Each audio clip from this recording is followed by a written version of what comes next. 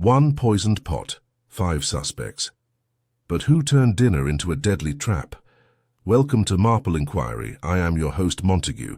Say hello in the comments and tell me where you're watching from. You're the reason this series keeps growing. Let's dive in. I'm used to seeing Nero Wolfe get agitated over 2 things: being forced out of the house and garlic in anything Fritz didn't personally bless.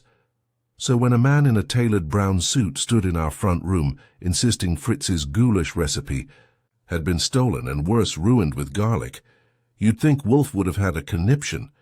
Instead, he leaned back in his chair, shut his eyes and told the man to go to hell. The man, of course, didn't leave. He was tall, mid-40s, with just enough of a Hungarian accent to make you check your pockets for paprika. His name was Miklos Varga, and he ran a restaurant downtown called Varga's Table, which, according to him, served authentic ancestral Hungarian cuisine, untainted, untouched, and unimprovable. I wouldn't know. I hadn't tried it, and I didn't plan to after he insulted Fritz's sauce within the first 10 minutes.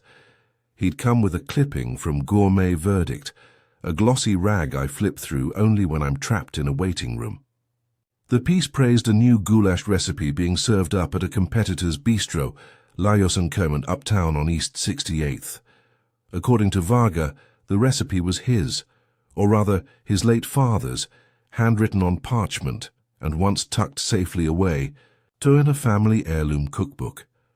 The cookbook, he claimed, went missing 2 weeks ago during a private tasting event in his restaurant's private dining room. And now voila, the same goulash, down to the smoked caraway and lemon zest, was being ladled out by a man named Sandor Lajos, who used to bus tables for him. That recipe, Varga said, slapping the article against Wolfe's desk like he was trying to kill a fly, is a sacred trust passed from father to son. And now it's being served with garlic, of all things. Wolfe's eyes opened at that. Garlic. Disgraceful, I agree, Varga replied. Wolfe pressed his fingertips together and sighed through his nose. Mr. Varga, I have had frauds, cheats, Philistines, and even musicians in this office, but I have never been forced to listen to a man cry over paprika. You flatter yourself if you think this justifies my attention. I should mention that I was all for tossing Varga out too, until he did something no sane client ever does. He looked Wolfe in the eye and said, "Your chef, Fritz Brenner, trained under Laszlo Papp in Vienna, didn't he?" Then he would recognize the flavor balance. Ask him. If he says I'm wrong, I'll walk out and never return. Now, I've seen Wolfe refuse plenty of cases, but accuse his chef of not knowing a proper goulash? That was practically a declaration of war. Wolfe rang for Fritz. 3 minutes later, Fritz appeared. White apron immaculate, face composed, eyes wary. "Fritz," Wolfe said, "Mr. Varga alleges his family recipe has been compromised and reproduced. With garlic at Lajos & Co. Kindly sit." Fritz looked briefly scandalized, but obeyed. Varga handed over a photo of the handwritten recipe, pulled from his phone, and Fritz examined it like it was a ransom note for a kidnapped soufflé. "Ridiculous," Fritz said finally. "Lajos wouldn't know lemon zest from lemongrass. But this recipe, yes. It is Hungarian goulash a la Nyíregyháza, not commonly served outside Eastern Hungary, your father's." Varga nodded once, solemn. Fritz looked at Wolfe. "If someone has stolen this, it is culinary treason." Wolfe grimaced. "Treason, pfui. But theft, perhaps. Mr. Varga, what do you propose?" "I want the recipe returned. I want proof that Sandor Lajos stole it, and I want you to ensure he never cooks it again." "Do you have evidence of who took the book?" Wolfe asked. "I have suspicions," Varga said. "The night it disappeared, we hosted a private dinner for 4 investors. Each had access to the private study where the book was kept. The next morning the drawer was empty. And you suspect Mr. Lajos? He now has a menu full of phrases he once claimed were too complex for American palates. It reeks of theft," Wolfe grunted, "as do many restaurants." Varga opened his leather wallet and removed a slim white envelope, the kind that makes bank managers sit up straight. He slid it onto Wolfe's blotter. It had weight. I'm not asking. For gossip, I'm paying for a solution. Wolfe didn't touch the envelope. He turned his head toward me instead. Archie? Yes, sir? You will visit Lajos & Co. tonight. Order the goulash, taste it. If garlic has desecrated its integrity, return here and inform me. Then we shall see. Varga stood. I'll expect a report. Wolfe grunted again, but I walked him to the door. He left trailing aftershave that smelled like smoked juniper. Back inside, I looked at Wolfe. You're not seriously taking a case about stolen paprika? No, he said. I am considering the consequences of a man so ignorant as to sully Eastern Hungarian goulash with garlic. Fritz nodded gravely. It was official. We were in it now. It was 8:15 when I slid into a corner table at Lajos & Co., which was trying hard to convince the Upper East Side it belonged in Budapest. The lighting was low enough to hide the prices on the menu, and the waitstaff wore black vests and sorrowful expressions like they'd just walked out of a Chekhov play. A violinist near the bar was fiddling something tragic, possibly to match the wine list. I ordered the goulash, along with a side of discretion. The waiter nodded and left without asking a single question, which told me they were used to people coming here for one thing only. When it arrived, it looked the part, rich, dark, and aromatic, but I was here on assignment, not aesthetics. I took a spoonful. The garlic hit first. Not a polite nudge, but a full slap in the face. It was followed by a sweetness that didn't belong anywhere near a proper goulash. Then came the lemon, too much of it, drowning out the smoky paprika undertone, like a drunk soprano in a barbershop quartet. It wasn't bad. It just wasn't right. I paid in cash, took a quick stroll around the perimeter, pretending to look for the restroom, and noted the decor. A framed photo of Lajos shaking hands with someone in a chef's coat, likely borrowed prestige, and a chalkboard menu boasting reimagined classics. I'd seen enough. Back at the brownstone by 10, I found Wolfe in the office with a book in his lap and a bowl of orchid fertilizer within reach. Fritz had retired for the evening, and the place smelled faintly of bay leaf and smugness. Well, Wolfe asked without looking up. If that's a stolen recipe, it was mugged in an alley and left for dead. His mouth turned down slightly. Garlic? More than a whisper. More like a speech. And the lemon's gone rogue. He closed the book and sighed through his nose. Philistinism. He was still in his chair an hour later when Miklos Varga returned, this time with backup. I opened the door and was greeted by a chill wind and 4 people whose expressions suggested this wasn't their idea. Varga introduced them with the gravity of a courtroom. This is Ilona Miskolci, our sommelier, Edward Demarest, an investor, Adrian Vale, my sous chef, and Laszlo Kovac, head waiter. They filed in with varying degrees of reluctance and were ushered into the office like suspects lining up for a scolding. Wolfe didn't rise, of course. He flicked his eyes from one face to the next with the same expression he uses when tasting Fritz's new sauces, suspicious approval waiting to be disproved. I presume you explained the nature of your complaint to these individuals? Wolfe asked Varga without preamble. I told them the cookbook was stolen during the tasting event, that it had to be someone with access, and that the recipe is being used, debased by Sandor Lajos. Wolfe nodded slowly, then turned to the guests. Each of you was present the evening in question.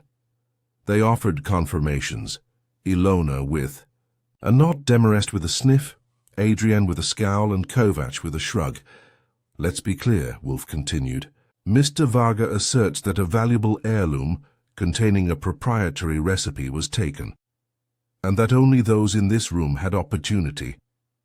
Do any of you dispute that? Ilona Miskolci spoke first. Her voice was soft, but her accent was sharper than her wine list. I did not enter the study. I was in the cellar selecting a rare Aigri Bicaver for Mr. Demarest. He can confirm. Demarest, a round man with a ruddy face and the air of someone who collects cigars more than he smokes them, nodded. She was gone too long for it to be anything but true. And frankly, I'd never seen the recipe book until tonight's dramatics. Wolfe gave a barely visible twitch of his eyebrow and turned to Adrienne Vale. She wore her chef's whites like armor and had the kind of jawline that dared you to disagree with her. Ilona wouldn't know Hungarian goulash from Manhattan clam chowder. She said, and Sandor Lajos doesn't need a stolen recipe. He's a plagiarist by instinct. Did you enter the study? Wolfe asked. I was in the kitchen the entire time. The dishes had to be timed perfectly for the investors. I never stepped into the office. Wolfe didn't comment. He turned, his gaze to Laszlo Kovacs, who looked like he was more comfortable with wine glasses than words. He shifted on the edge of the armchair and offered a carefully casual smile. I did go into the study. I needed the guest list. Miklos had left it on his desk. I found it, came back, that was all. And you saw the cookbook? Wolfe asked. Kovacs hesitated. Yes, it was there, in the drawer. I didn't touch it. Convenient, Wolfe murmured. At that point, Fritz reappeared with a tray, 5 small plates, each with a taste of his goulash. Varga perked up like a man seeing his mother after a war. Wolfe motioned for the others to try it. They did, reluctantly. Demarest made a face. Too rustic. Adrienne blinked in surprise but said nothing. Ilona nodded thoughtfully. Correct ratios. Missing something, though. Kovacs cleaned his plate without comment. That, Wolfe said, is the original. And it proves nothing, Adrienne said flatly. Taste is subjective. Not to me, Wolfe replied. Varga, who had been holding his tongue with visible effort, stood. I will offer them one chance. Return the recipe, admit what was done, and I'll drop the matter. Otherwise, yes, Wolfe interrupted, waving a hand. You'll litigate or retaliate. Spare us the melodrama. Mr. Goodwin will speak with Mr. Lajos tomorrow. Until then, this interview is concluded. Varga looked annoyed. The others looked relieved. I saw them out one by one, and when the door finally clicked shut behind Kovacs, I turned to Wolfe. You buying any of that? He closed his eyes. No, but someone is selling. Tomorrow we begin to audit the accounts, not of finance, but of taste. Bring me facts, Archie, and if they come with garlic, then someone will pay. The next morning started with the usual, Fritz humming in the kitchen, Wolfe silent in the plant rooms upstairs, and me flipping through the Gazette with one eye open and the other half daring the phone to ring. It didn't. At least not until 9:10 when the kitchen intercom buzzed, and Fritz announced, in the tone he reserves for police or grocery substitutions, There is a woman here who insists on seeing Mr. Wolfe. She's not expected. I took that as my cue and headed down to find Adrienne Vale, Varga's sous chef, standing in our hallway like she'd been carved out of kitchen steel. She wasn't dressed for work. A navy coat cinched at the waist, gloves, and a silk scarf. Told me she either wanted to impress or hide something. Maybe both. I told you everything last night, she said when I ushered her into the office. But I left out something I shouldn't have. You're going to hear it eventually, so I may as well get ahead of it. Wolfe wasn't in the room yet, so I invited her to sit and offered her the faintest trace of a smile. Ahead of it is a good place to be. Spill it. She glanced around, as if the orchids might start transcribing. I saw Lajos that night. At Varga's restaurant, that got my attention. You said you were in the kitchen. I was, but around 10 I stepped out for a smoke. I went into the alley and there he was, standing at the back gate talking to someone on the phone. He didn't see me, I didn't say anything. I didn't want trouble with Miklos. He'd already accused me of being soft on Lajos because we used to date. And were you? She stiffened. Not anymore, haven't been for a year, I just didn't want the drama.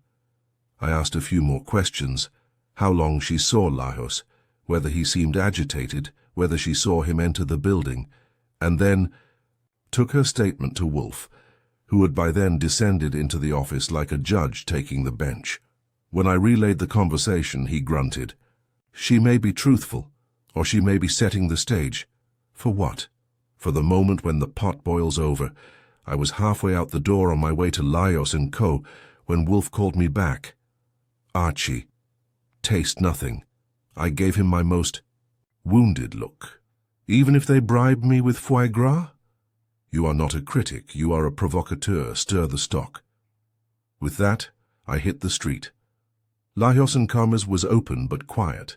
The hostess tried to smile me out of a table, but when I dropped the name Nero Wolfe, her eyes widened like I'd brandished a subpoena. She disappeared, and 5 minutes later Sandor Lajos appeared, apron over slacks, wiping his hands on a towel that had known better days. He was trim, with dark, combed-back hair and the smile of a man who'd taught himself it was charming. He extended his hand like we were old friends. I didn't take it, Mr. Goodwin.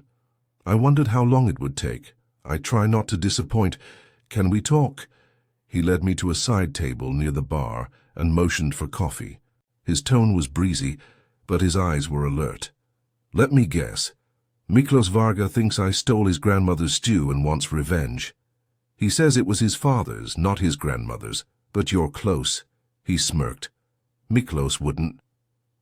No flavor if it danced on his tongue. That recipe, what I serve here, is an evolution. I changed it, improved it. With garlic, with soul. I leaned back. Did you happen to attend a tasting event at Varga's table 2 weeks ago? No. I was here. Anyone who can confirm that? He didn't hesitate. 3 employees and my girlfriend. You used to work for Varga, right? I did. As a busboy 10 years ago, he didn't appreciate creativity. And now you have his recipe. He shrugged. I have a recipe. You can't copyright taste, Mr. Goodwin. That depends on who tasted it first. His smile faltered slightly. What is it you're here to do, exactly? I'm here to poke around until someone squeals, then poke carefully. The culinary world is full of sharp knives. He stood, smoothed his apron, and gave me the kind of nod that ends a conversation. I let him go. But I didn't leave. Instead, I asked the hostess to point out the sous chef. She hesitated, then disappeared into the kitchen. A moment later, a lanky kid with nervous shoulders came out and introduced himself as Tomasz. I told him I was writing a feature on restaurant inspiration for a blog that didn't exist. He bought it.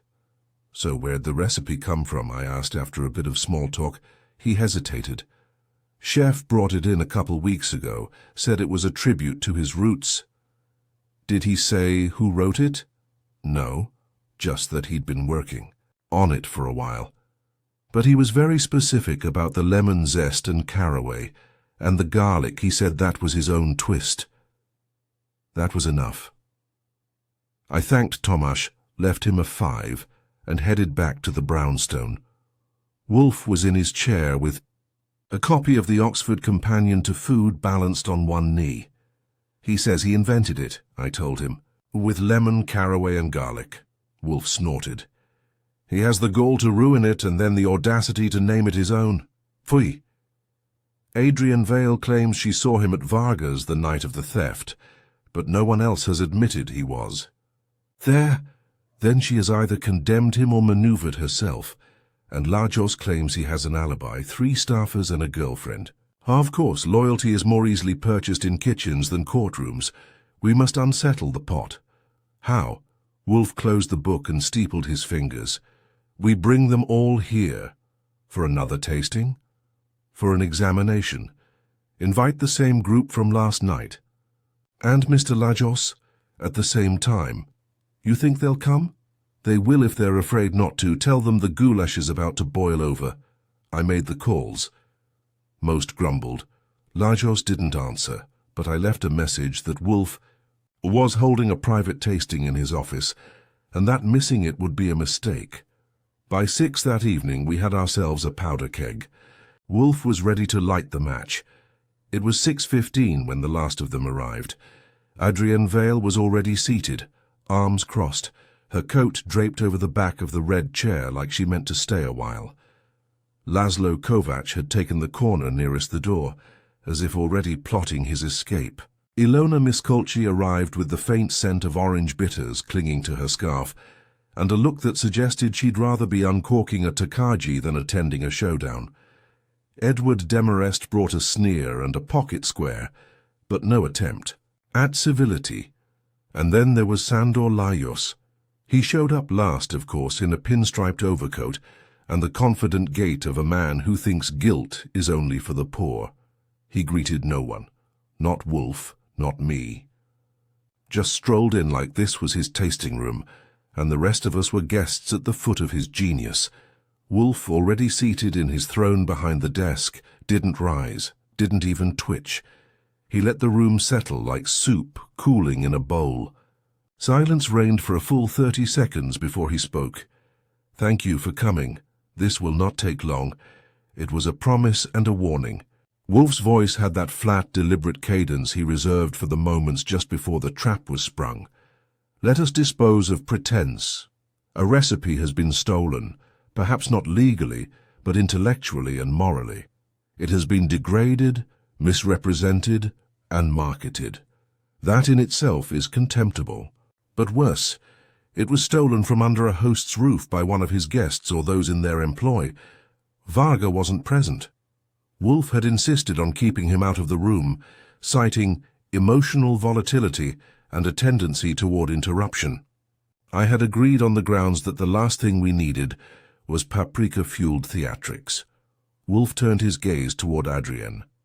"You stated you saw Mr. Lajos at the rear entrance of Varga's table the evening the cookbook disappeared." She nodded. "I did." "You did not, however, report this to Mr. Varga." Her jaw tightened. "No, I didn't want to cause trouble. I had no proof. Yet you come now, with the memory conveniently restored and the motive unspoken." Adrienne's voice was sharp. "I didn't take the book. I didn't let anyone in. I made a mistake keeping quiet, but I'm not the thief." Wolfe looked to Demarest.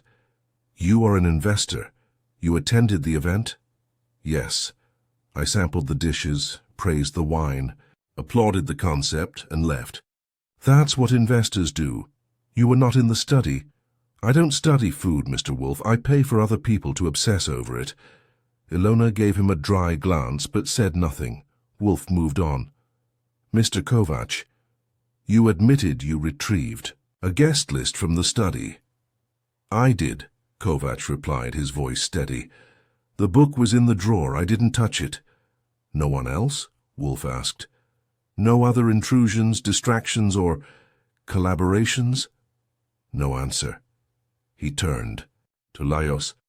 "You claim to have been elsewhere that night, at my restaurant, as I told your associate. Yet Miss Vale states she saw you behind Varga's table." He smiled coldly. "She must be mistaken." Adrienne sat forward. "You were on the phone. I heard you. I saw your profile. Same coat, same stance. Don't lie." Wolfe held up a finger, and the room hushed. He tapped the desk lightly with one hand and gave a brief nod to me. I stepped into the kitchen and returned with 2 small tasting plates on a tray. Fritz had prepared them fresh, and they carried the aromatic heat of something that was either going to soothe or scald. "Fritz has prepared 2 versions of goulash," Wolfe said. "One according to the recovered version of Mr. Varga's recipe, which I obtained this morning with Mr. Varga's consent. The other, courtesy of Mr. Lajos's restaurant, obtained via Mr. Goodwin last night and preserved for comparison." I handed out forks and plates, 1 per person, each marked discreetly underneath. No one spoke as they tasted. Adrienne blinked at the second plate. "That's it. That's the stolen one. Just like Lajos serves it." Ilona nodded. "I tasted this at Lajos's launch party last week. It's his." Kovac hesitated. "It's very similar." Demarest leaned back. I'm no expert, but the second one tastes like a cheap knockoff of the first. Wolfe said, the second has been modified. Garlic, extra lemon. It is, as you say, a knockoff. Evolved not. By inspiration, but by theft, Lajos shrugged. Prove I stole it. I intend to, Wolfe said. Mr. Kovac, you stated the book was in the drawer when you entered the study. You left it there. Yes. And the only person seen near the rear entrance, at a time when none of the guests were expected to exit, was Mr. Lajos, Adrian chimed in. Exactly. But no one saw him enter the study. No one but, perhaps, someone who was already nearby.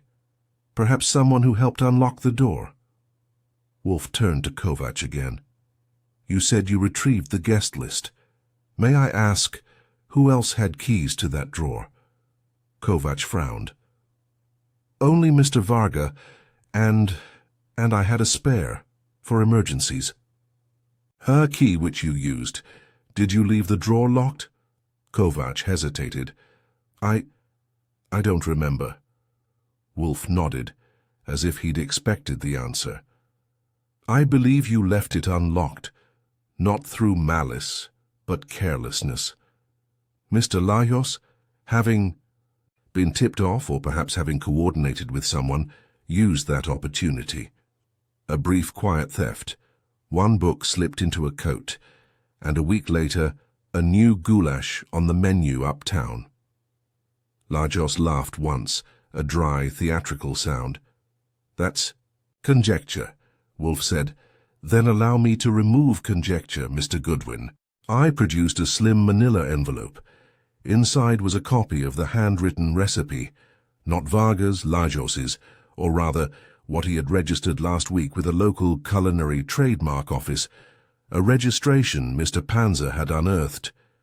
Your recipe, I said, was filed 6 days after Varga's cookbook disappeared, and includes verbatim notations, marginalia even, that match Varga's handwriting, including a note in Hungarian about the use of smoked paprika, only a fresh ground, which you conveniently translated for your version. Lajos's expression darkened. This proves nothing. Anyone could have copied it. But only someone who had access to the original, Wolfe said, and Mr. Varga assures me he never shared it. That leaves only one explanation. The silence that followed was complete. Lajos rose. You have no right. You may sue, Wolfe replied, flatly. But I suspect Mr. Varga will beat you to it. Lajos turned and stalked out. The others followed, some quietly, some quickly. Adrian gave me a nod of thanks. Kovac looked pale. Demarest looked bored. Ilona looked pleased. When the door shut behind them, Wolfe closed his eyes. Garlic, he muttered. In goulash. Monstrous. Justice served, I asked. He nodded. Not hot, but appropriately spiced. I left him to his orchids and headed for the kitchen. Fritz had saved me a full bowl, and this time it was the real thing.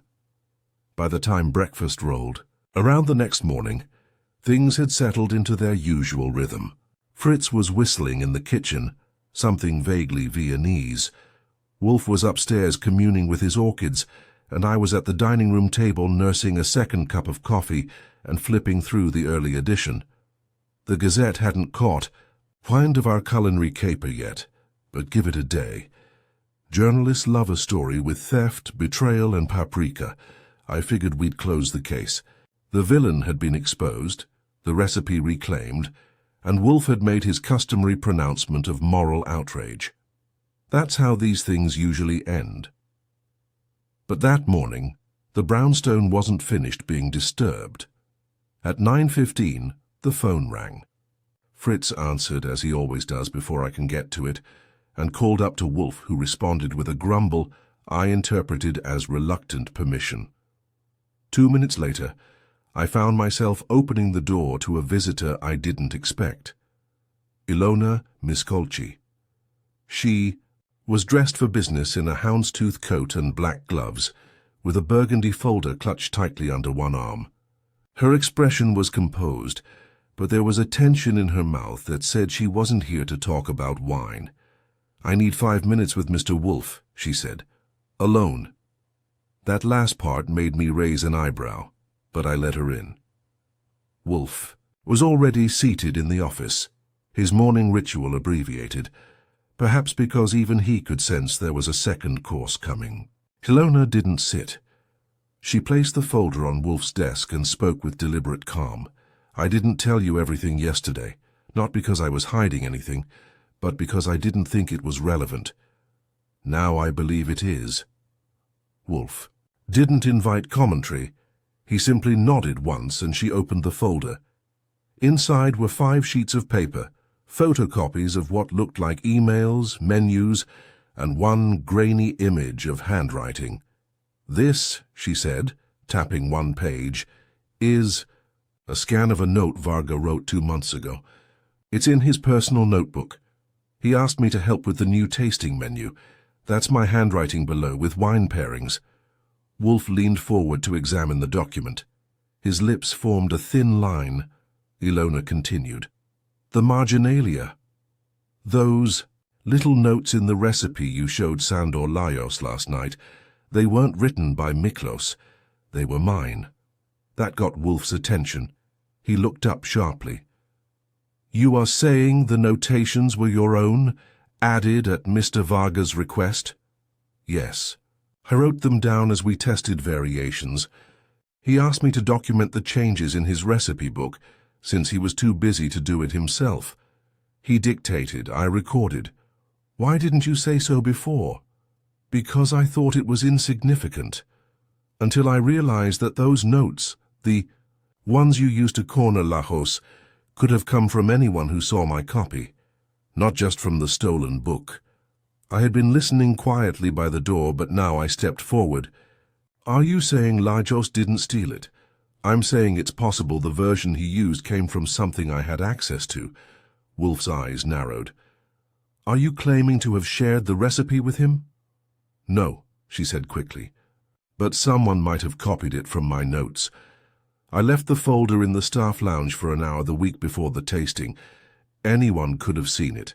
Adrienne, Laszlo, even a waiter." Wolfe leaned back, fingers tented. "Why confess this now?" "Because you were too certain. And when I'm certain of something, and it turns out to be wrong, I tend to regret it." He made no immediate reply. She left the folder on the desk and exited without another word. When the door closed behind her, Wolfe spoke without looking at me. "Archie." "Yep. I dislike revisions." "Then this might ruin your morning.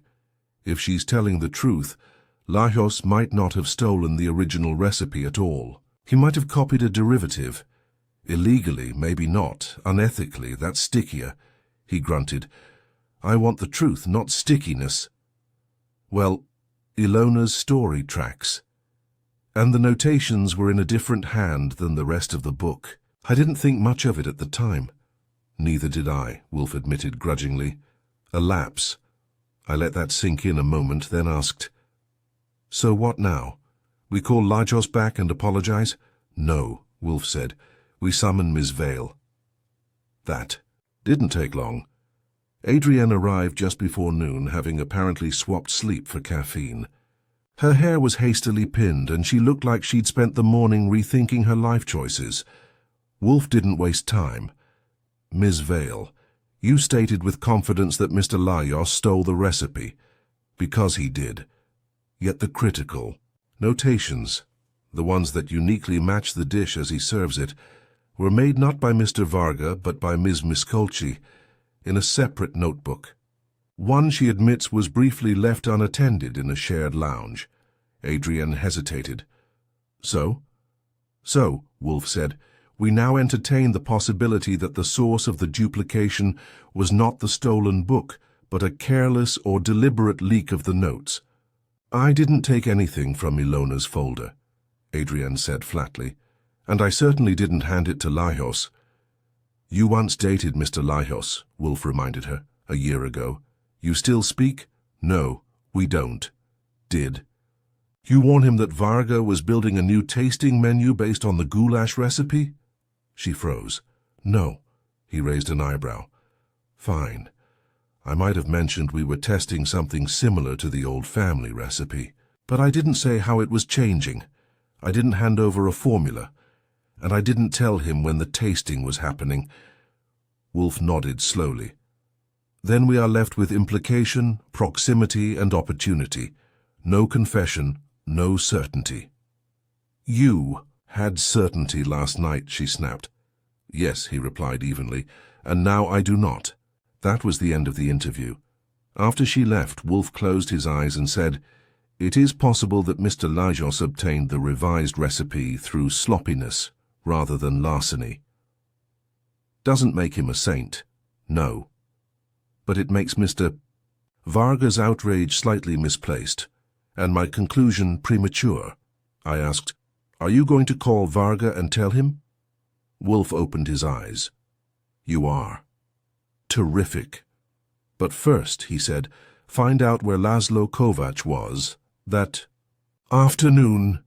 If anyone copied Ilona's notes, it was someone who knew what they were worth. So much for a clean resolution. The pot was back on the stove, and this time Wolfe was going to let it simmer. Laszlo Kovac wasn't hard to track down. He was still working his regular shift at Varga's table, and when I showed up unannounced at 4:30 in the afternoon, he was rearranging silverware on table 12 with the grim intensity of a man avoiding a decision. He looked up, spotted me, and gave a tight smile that didn't reach his eyes. "I was wondering if you'd come," he said. "Have a seat. Or are we doing this standing up?" "I'm fine vertical," I told him. "You got 5 minutes?" Nodded and led me toward the back of the restaurant, past the dining room, through a narrow service corridor, and into a cramped break room that smelled like reheated stew and Lysol. A battered fridge buzzed in the corner, and a stack of menus sat precariously on a folding table. Kovac motioned to a plastic chair and took the one opposite me. He looked tired, more tired than a simple waiter ought to look on a Wednesday afternoon. "Let me guess," he said. "This is about the recipe. Again." I nodded. "That, and a small matter of opportunity. Specifically, the afternoon Ilona Miskolci left her folder in the staff lounge." He didn't answer right away.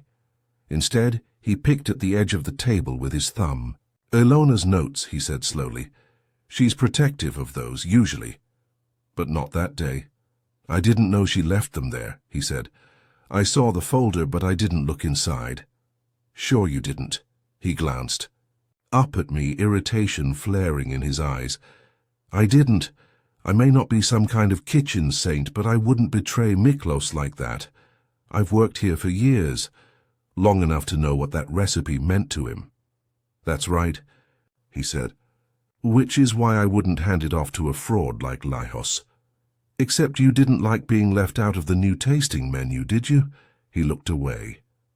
That was enough. I gave him a moment and then said, "You had a key to the study. You were in and out of that room during the tasting night, and you saw Ilona's folder in the lounge earlier that week. Don't you think that adds up a little too neatly for your liking?" His lips pressed into a thin line. "It adds up to a lot of suspicion and no proof. Maybe, but here's what we do have. Lajos's version of the recipe doesn't match the original family recipe exactly. It matches Ilona's annotated one, word for word. If Lajos stole it himself, he would have had to see that copy.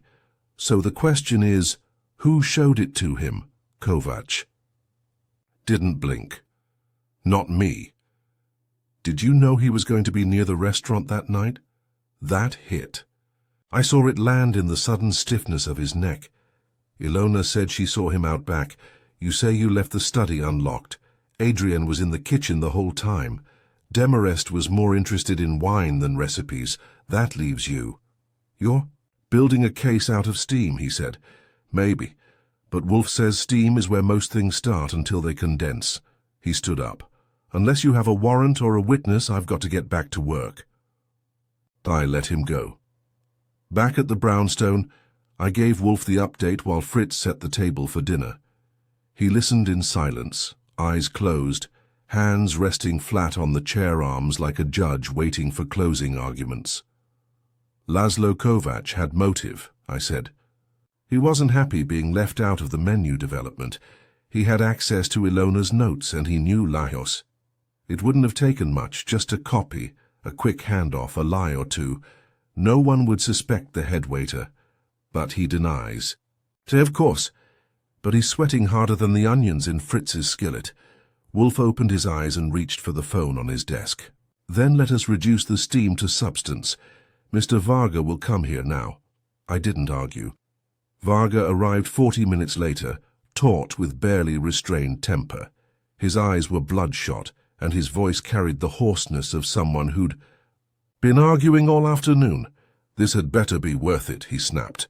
I'm being sued, Wolfe arched an eyebrow. By Mr. Lajos? Yes. For defamation and interference with his business. Wolfe nodded. Expected. I thought you said he stole the recipe.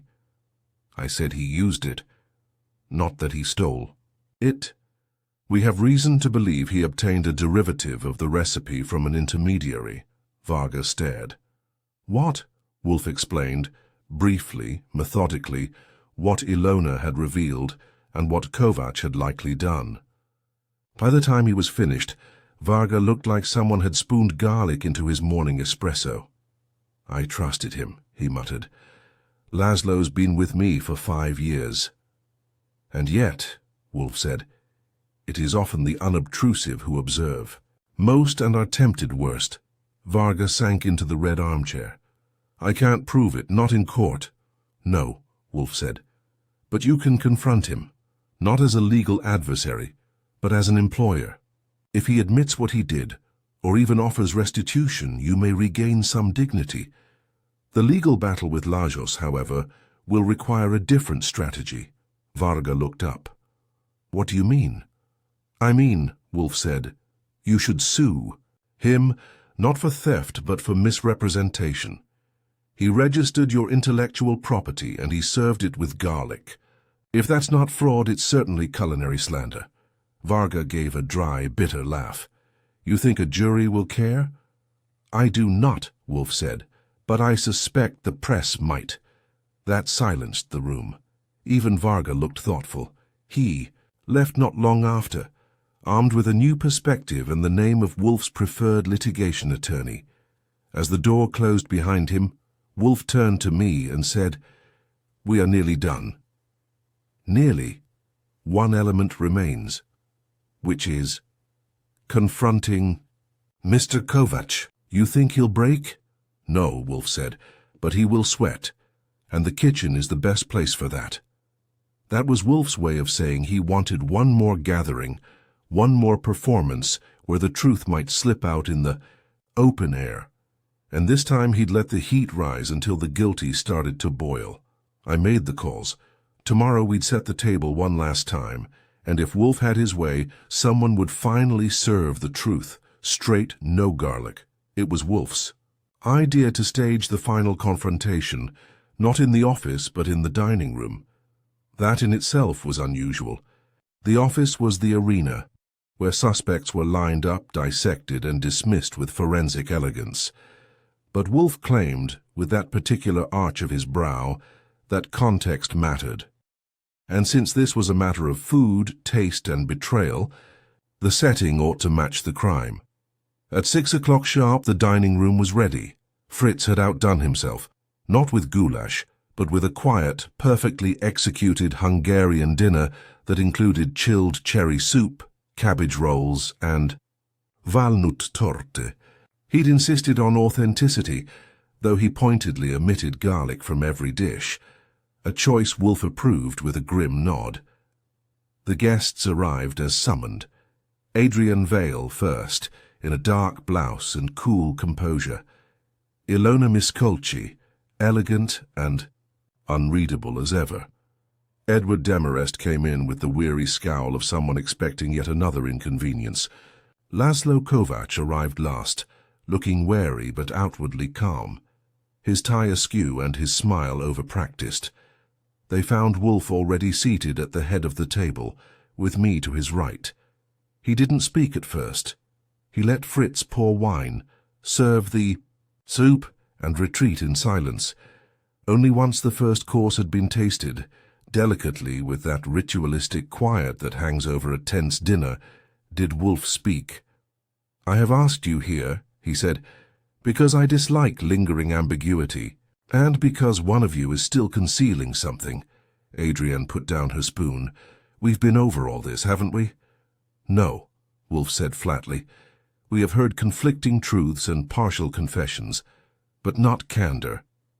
Ilona glanced at Kovac, then back at Wolfe. "If you've changed your mind again, you might as well tell us." "I have not changed my mind," Wolfe said. "I have refined it. And tonight I intend to separate the essential from the incidental. Mr. Kovac, how long have you known Mr. Lajos?" Kovac dabbed his mouth with a napkin. "Casually. A few years. I saw him around the culinary circuit. We weren't friends." "You met him again just before the tasting event, did you not?" Kovac hesitated. "Yes, at a trade event we spoke for a few minutes." "About what?" "Restaurants, menu trends. He asked how Varga was doing." "And did you mention the upcoming tasting?" "No," Kovac said. "Why would I?" Wolfe turned his gaze slightly. "Ms. Miskolci, when did you first notice your notes were missing?" Ilona stiffened. "They weren't missing. I left the folder unattended for a short time. I thought nothing of it. Only later did I realize some of the information in Lajos's version was specific to my annotations, which were never published, never shared." "No, never." Wolfe looked to Adrienne. "And you had no knowledge that those notes existed, let alone that they were visible?" Adrienne shook her head. "Ilona and I didn't compare notes. Not on paper." Demarest rolled his eyes. "All this over soup." Wolfe didn't bother responding. Instead, he turned back to Kovac.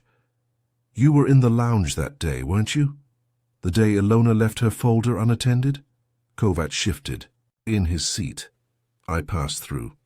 "Did you open it?" "No." "You are certain?" "Yes." Wolfe closed his eyes as if in pain. "Mr. Goodwin." I reached beneath the table and set a slim black notebook in front of Wolfe. It was well worn, with a cracked spine, and Varga's initials in faded ink. The original recipe book. "We recovered this from Mr. Varga's office," I said. "It contains the family goulash recipe and many others. It was never removed from the premises, though one page shows signs of having been copied by hand." I opened it to a page marked with a yellow ribbon. Wolfe gestured toward the column of marginalia. "Compare this to the notations in Mr. Lajos's registered recipe," he said. I passed out photocopies. The handwriting was a match, Ilona's, but the phrasing had been subtly altered. A comma added, a measurement tweaked. Not enough to change the taste, but enough to confuse the origin. Wolfe continued, his voice slow and precise. "It is my belief that someone took Ilona's notes, hand-copied them to avoid suspicion, and delivered them to Mr. Lajos. Not the original recipe, but the enhanced version, a cleaner theft and harder to trace." He paused. "But that someone made a mistake." No one spoke. "He copied the notes not once, but twice," Wolfe said. "And the second time he slipped up, duplicating a notation that contained a wine pairing specific to Ilona's cellar inventory. A detail Lajos could not have known unless he had seen that version." Ilona looked up sharply. "I wrote that pairing for the Igri Bikaver." "Exactly," Wolfe said. "And that note appears in Lajos's copy, which means it came from your annotated version." He turned his full gaze on Kovac. "You were the only person in the restaurant with access to the lounge, the study, and both sides of the operation. You had opportunity, you had knowledge, and you had reason." Kovac's face was pale now. "You're saying I copied it and gave it to Lajos?" "Yes." He tried to shake his head. "That's ridiculous. I didn't—" Wolfe cut him off. Mr. Lajos has already confirmed that a man approached him with notes. Said they were from an anonymous admirer of his work. The envelope was typed, but the hotel security footage where it was dropped, that's the final spice. I stood and dropped a printed frame from that footage onto the table. It was grainy, but clear enough. Kovac in a pea coat, entering a hotel lobby downtown. No explanation, no alibi, no words left. He slumped. "It wasn't supposed to be like this," he muttered. "Miklos cut me out, treated me like help. I gave everything to this place. I wanted credit, just a little recognition." "You sold out your employer for recognition?" Adrian asked, stunned. "No," Kovac said bitterly. "For relevance."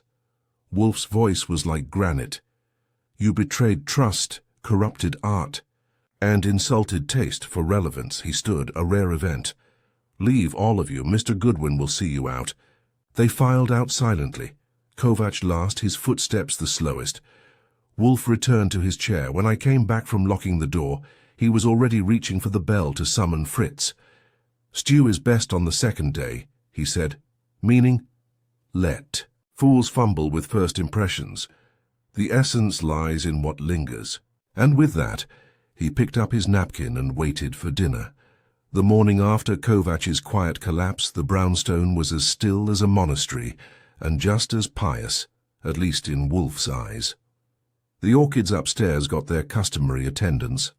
Fritz was baking something that involved plums and pride, and I was back at my desk with the Gazette, half waiting for the fallout. It didn't take long. By 10, the phone started ringing. First, it was a reporter from a small culinary magazine, asking if Nero Wolfe was indeed the consultant behind the Lajos Varga scandal that was now circulating through the downtown food scene like a virus on a tasting spoon. Next came a call from the law offices of Lentz and Markham, asking if Wolfe was available to testify in a potential intellectual property case involving recipe theft and fraud. I passed that one on with Wolfe's standard response. "Mr. Wolfe neither testifies nor travels. Kindly trouble someone more tractable." But it was the third call that changed the tempo. It was Ilona. "He's gone," she said over the line. I frowned. "Who?" "Laszlo, Kovac. He didn't show up for work, cleared out his locker, didn't leave a note. That wasn't exactly a shock. When your secret betrayal gets exposed, in front of half your colleagues, and Nero Wolfe stands up while doing it, your options tend to shrink. But something in Ilona's voice stopped me from brushing it off. Not panic, but unease, as though the edges of the story weren't quite where we'd left them. I went upstairs and found Wolfe at his desk, rereading The Physiology of Taste, which I suspected he kept around for philosophical reinforcement. I relayed Ilona's message and added, she didn't sound concerned about Laszlo disappearing. She sounded like something doesn't add up. Wolfe lowered the book. Then something doesn't. That's it? For now. But it wasn't. Because 10 minutes later, the doorbell rang. It was Miklos Varga in a grey wool coat and with a folder tucked under one arm.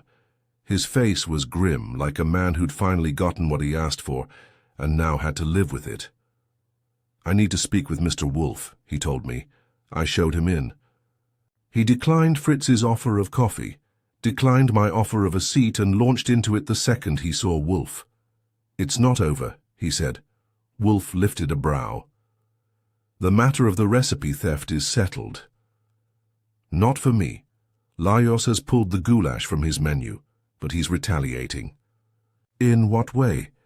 "He's leaking stories about me, about my father's recipes not being original, about me using other people's notes to construct the new menu, that I'm the plagiarist." Wolfe let out a low grunt. "He's trying to flip the narrative," Varga went on. "And Kovac vanishing makes it worse. No one knows what side he's on. Some think he was protecting me. Others think I made him disappear." I blinked. "You what?" "Figuratively," Varga snapped. "But there's no proof he gave anything to Lajos. No direct confession, no letter, no email. Just your deduction and a grainy hotel frame. Wolfe said nothing, but his fingers were steepled in thought. Varga placed the folder on Wolfe's desk. These are documents from our internal HR files. Laszlo had access to the inventory, to the wine list annotations, to the scheduling notes for the tasting. But look at the last page. Wolfe opened the folder. His eyes scanned the sheet. I leaned over to see. It was a printed memo, a month old, addressed to the kitchen staff, in Ilona's handwriting. A note about upcoming recipe trials, including a mention of the lemon-zested goulash. The exact wording Lajos had used. Wolfe spoke. You believe Ilona leaked it. I don't know what to believe, Varga said. But I do know this. Laszlo didn't have all of it. He wasn't in the kitchen when those trials happened. Ilona was, and she had her own ambitions. She's got friends in publishing. She's been talking about writing a wine and recipe pairing book for months. Wolfe turned to me. Get Ms. Miskolci here, now. I called her. She arrived 40 minutes. Later, calm as ever, but her tone clipped. I heard Laszlo vanished, she said as she entered. And I heard Lajos is now claiming I fabricated the recipe. Yes, Wolfe said.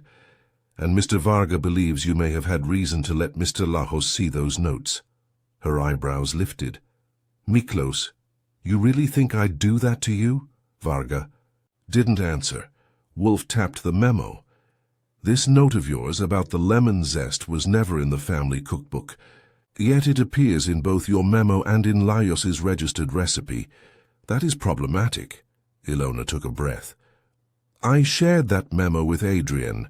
She was coordinating kitchen trials. Anyone in the kitchen could have seen it. It wasn't hidden. You also said your folder was unattended.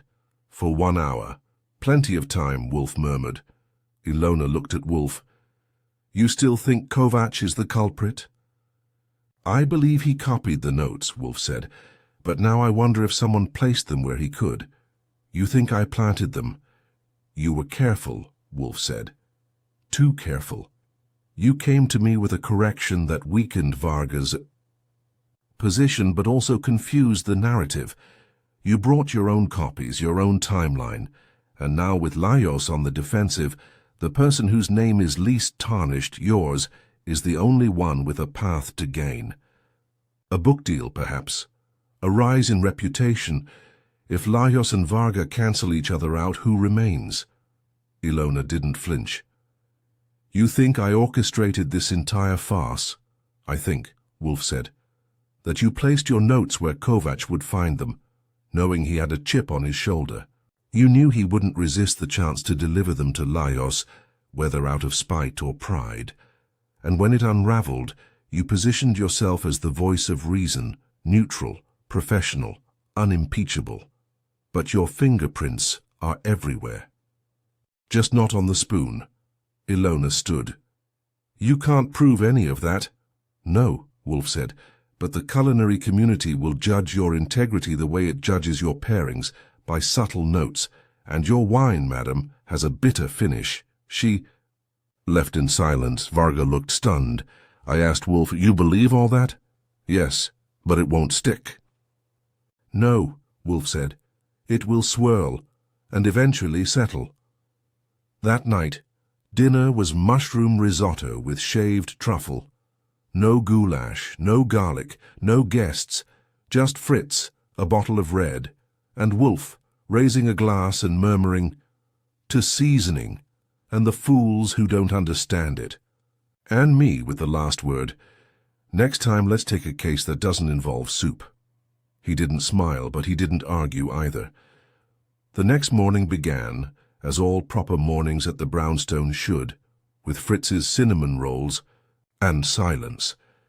Wolfe was still upstairs in the plant rooms where he could spend hours pretending the outside world didn't exist, and I was enjoying the one moment of peace that usually comes before reality kicks in wearing boots. It didn't take long. At exactly 9:40 the doorbell rang. I opened it to find Adrienne Vale. Her posture was upright, her expression composed, but she looked like she hadn't slept. She was carrying a manila envelope clutched in both hands like it was radioactive. "I need to see Wolfe," she said. She didn't ask, just walked in. I led her into the office and buzzed Wolfe. He appeared 5 minutes later, brushing a bit of orchid mulch from his sleeve. He took one look at Adrian, saw the envelope, and sighed like he already regretted what was about to happen. She didn't sit. She stood, gripping the envelope, eyes flicking between Wolfe and me. "I've been thinking," she said, "about the timeline, about Ilona, about how all of this went so wrong so fast." Wolfe said nothing. "That tends to work better than talking. In cases like this," she went on. "I thought it was Laszlo, I really did, but something doesn't add up." Wolfe gestured. "Explain." Adrian stepped forward and placed the envelope on the desk. I opened it and spread the contents out. 5 printed emails between Ilona and a man named Howard Shipp, a boutique cookbook editor from a publisher in Soho. The dates stretched back over 2 months. The subject line of one email read, "Wine, Wisdom, a modern Hungarian journey." Wolfe's eyes narrowed.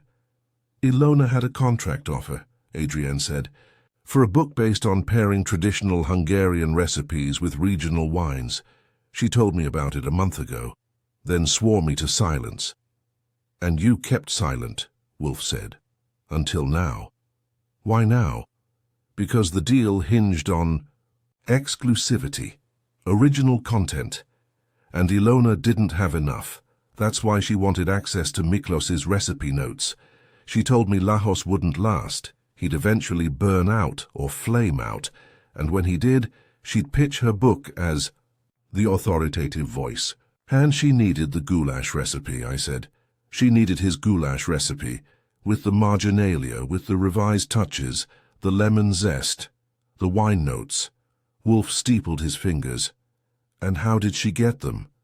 Adrian sat now, finally, as if saying it had drained her spine. "I gave her access. There it was. I didn't mean to," she went on. "It wasn't supposed to be theft. I thought she just wanted to check something, compare a few ingredients. But when the notes showed up in Lajos's version, I panicked. I confronted her. She told me it was Laszlo, that he must have seen the memo and copied it. I didn't question it. I wanted to believe her, because if she was guilty, then so was I." Wolfe didn't raise his voice, he didn't move. But the room felt colder.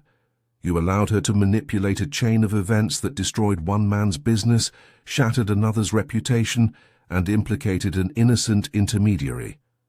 Adrian flinched. "Laszlo's not innocent." "No. But his guilt was used to mask a larger scheme." "And now what?" she asked. "What do you do with this?" Wolfe turned to me. "Archie." "Yes, sir." "Call Mr. Varga, then call Saul Panzer. We are concluding this." By noon, the suspects were assembled once more, though this time it wasn't over dinner, and Wolfe made no gesture toward hospitality. Varga sat stiffly near the door, still trying to process the wreckage of his kitchen. Ilona arrived with a smile too professional to be sincere, and Adrian, having already confessed, kept her eyes low. Laszlo Kovac was conspicuously absent. Still vanished, but Wolfe had seen enough.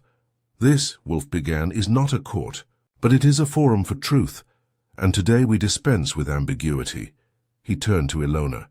"You orchestrated the theft of the revised goulash recipe, not for culinary innovation, but for literary leverage. Your upcoming book was to be anchored in authenticity, and you lacked it." Ilona's smile didn't falter, but her eyes cooled. "You have no proof of that." "Ms. Vale provided email correspondence between you and your editor, outlining your intent to secure recipes unique to Varga's table without attribution. Furthermore, you confessed, privately, to manipulating Mr. Kovac into taking the blame." "I never—" "You did," Wolfe said, "because you needed a scapegoat, someone already aggrieved, someone who had just enough access, and just enough pride to carry suspicion without tipping the scale. Ilona's face hardened. "You'll ruin my name over hearsay." "No," Wolfe said calmly. "Your name is already ruined. I am merely acknowledging it." She stood. "Then I have nothing more to say." "You never did," Wolfe replied. She left. No words, no glances, just footsteps and finality. Varga exhaled. "And that's it?" "That is the truth," Wolfe said. "What you do with it is your affair." Adrienne looked at him. "Thank you." "I did not do it for you," Wolfe said. "I did it for clarity." That evening, the brownstone was quiet again. The phone had stopped ringing. No reporters, no suspects, no Hungarian invective. Dinner was beef Wellington and sautéed greens. Fritz refused to utter the word goulash, and Wolfe didn't press him. As we ate, Wolfe lifted his glass and murmured, "Ambition is tolerable, but theft dressed in philosophy is still theft." I nodded. "Ilona was clever." "She was," Wolfe agreed. "But cleverness is not intelligence, and it is never wisdom." I tapped my fork against my plate. "So, another case resolved." "Yes." "And the kitchen safe again?" "No," Wolfe said with a glint in his eye. "Not until Fritz forgives us." I didn't dare ask how long that would take. I just passed the mustard and poured more wine.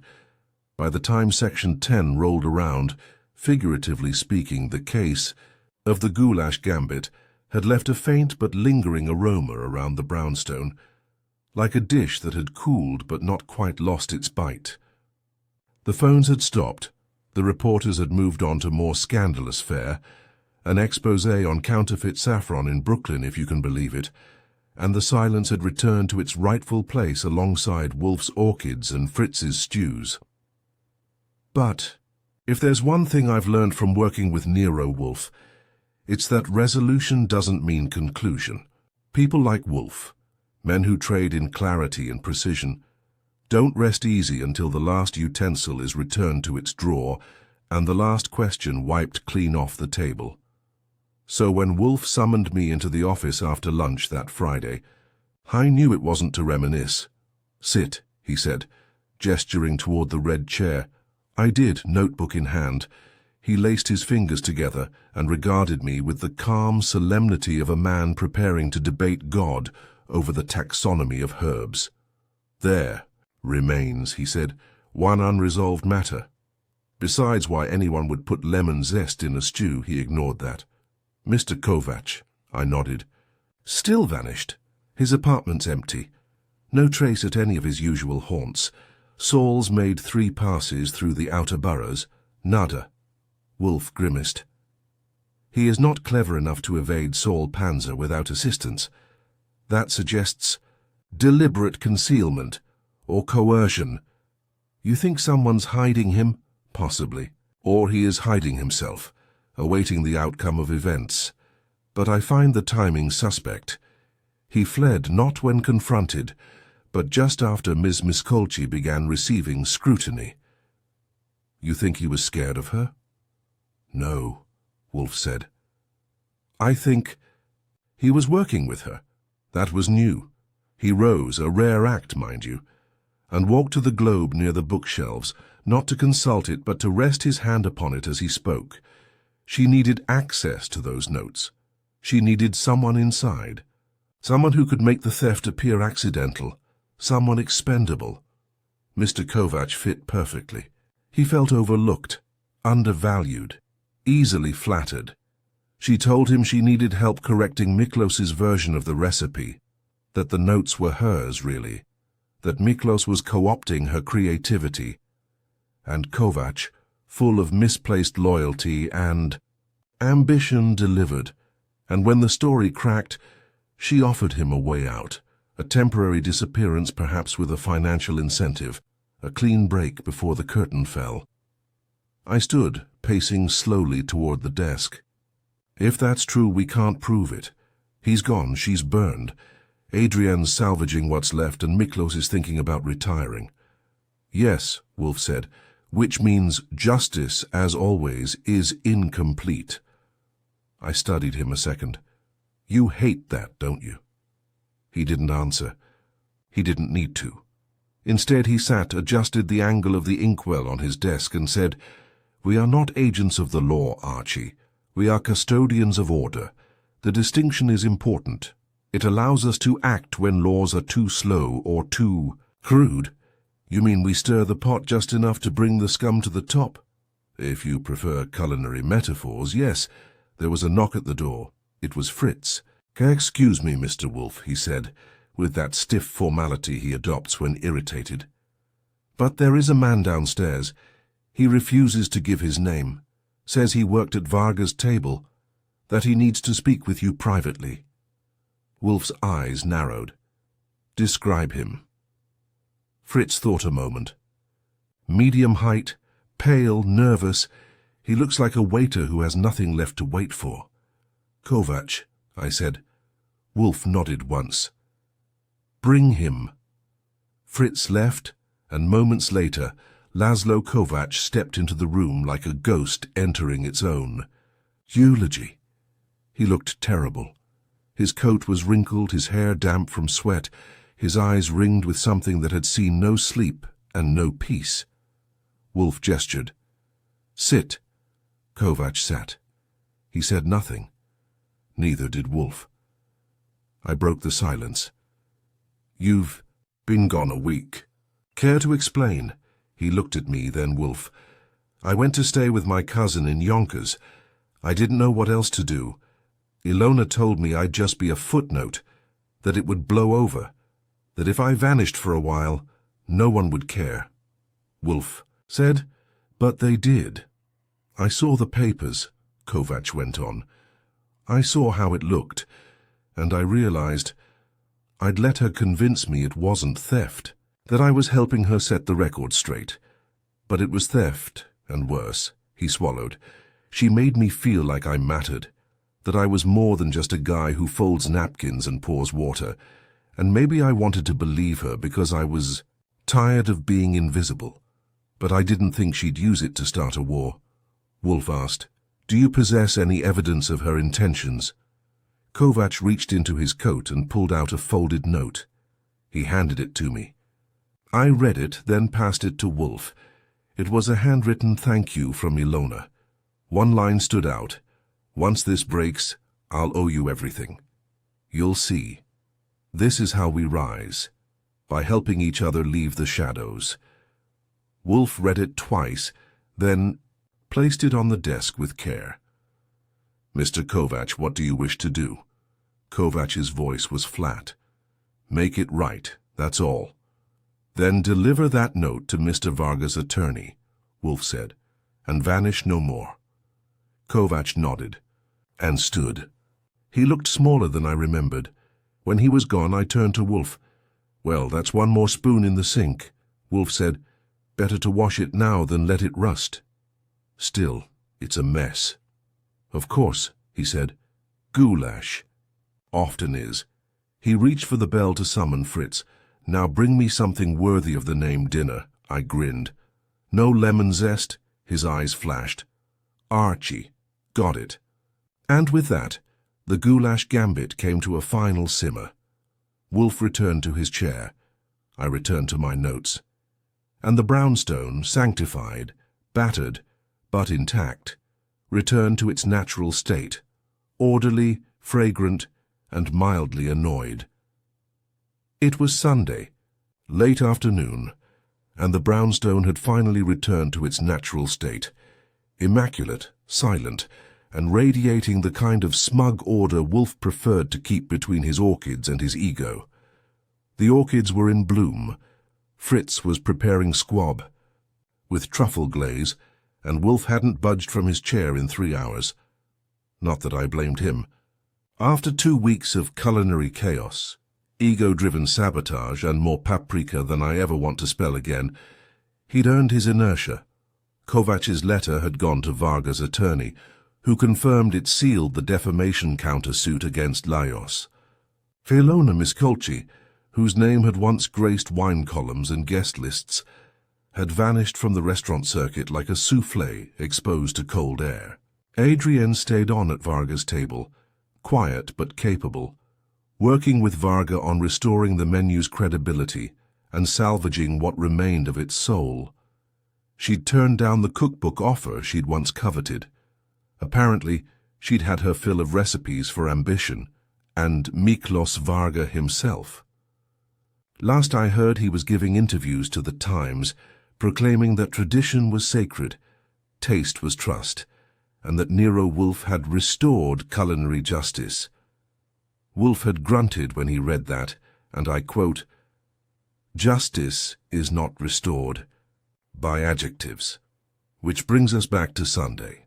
I was on the red couch flipping through a new issue of Gourmet Verdict, just to make sure no one else was trying to trademark a stew, when Wolfe spoke without looking up. "I have been thinking," he said, "about betrayal." "Dangerous hobby," I said. He ignored me. "There is a particular vulgarity to it when it emerges not from necessity but vanity. Ms. Miskolci possessed talent, yes, but she mistook cleverness for creativity. She believed that stealing refinement was equal to achieving it." "She played a long con," I said. "Used Kovac's pride, Adrienne's silence, and Varga's trust like checkers on a board." "No," Wolfe said. "She played a short one. A long con requires subtlety. She relied on opportunism and spectacle. When the ingredients spoil, the dish cannot be saved by plating." I set the magazine down. "You think she'll try again?" "New name, new angle?" "She may," he said. "But appetite without conscience is gluttony. It consumes itself." That was Wolfe's way of saying she'd lost more than just a book deal. We sat in silence for a bit, the kind you get only when justice, however lumpy and unevenly seasoned, has been served. Fritz rang the dining room bell. Wolfe stood with the smallest grunt of effort. At the door, he turned. "Archie." "Yes, sir." "A goulash is a humble thing, yet people have killed for less. That should trouble you." I stood, stretched, and reached for my notebook. "It does," I said. "But what troubles me more is that someone out there probably just added garlic to another classic dish and thinks they've invented cuisine." He winced, just enough to count. We went to dinner, and the world for now was safe from betrayal in broth.